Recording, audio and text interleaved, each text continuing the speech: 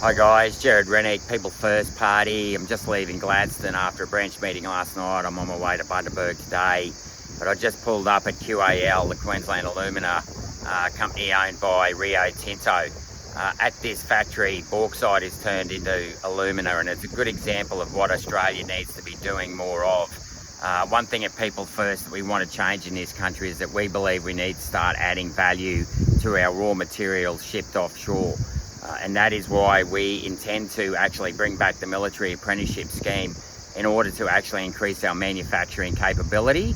And we also intend to actually abolish payroll tax and lower the cost of energy by building baseload power stations, particularly coal, in an area like this in Queensland where we're not that far from the inland coal reserves in the Brigalow Belt inside of Queensland. What we saw recently with Anthony Albanese was he actually signed a critical minerals deal with the United States, where we're going to sell $8 billion worth of critical minerals.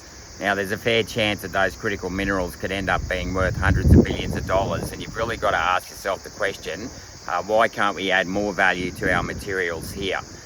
What people have missed with the automation over the last 30 or 40 years, it's no longer necessary for Australia to compete with Asian countries on wages, because most factories now are largely automated.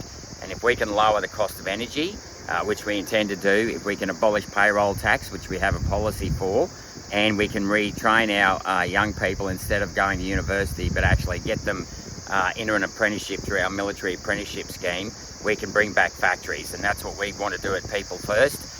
In particular, not only do we want to have a military apprenticeship scheme, we want to increase the size of our military engineering corps to have a civil engineering corps that's going to build roads and dams, and electrical mechanical engineering corps that can build power stations and factories like this to add value.